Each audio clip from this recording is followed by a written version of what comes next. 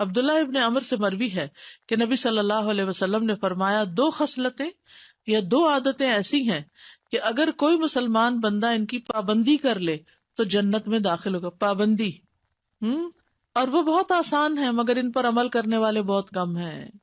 ایک یہ ہے کہ ہر نماز کے بعد 10 مرتبہ سبحان اللہ، 10 مرتبہ الحمدللہ اور 10 مرتبہ اللہ اکبر کہے.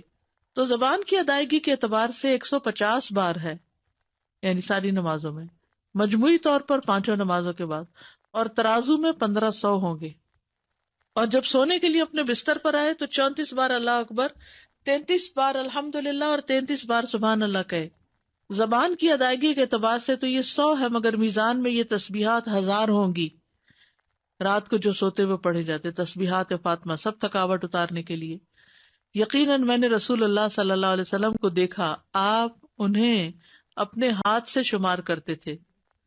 صحابہ نے پوچھا اللہ کے رسول یہ کیسے ہے کہ یہ آسان عمل ہے مگر ان پر عمل کرنے والے تھوڑے ہیں؟ آپ نے فرمایا سوتے وقت میں کسی کے پاس شیطان آ جاتا ہے اور پہلے اس سے کہ وہ تسبیح پوری کرے وہ اسے سلا دیتا ہے، اور اسی طرح اس کی نماز میں شیطان آ جاتا ہے اور یہ تسبیحات پڑھنے سے پہلے ہی کوئی کام یاد دلا دیتا ہے.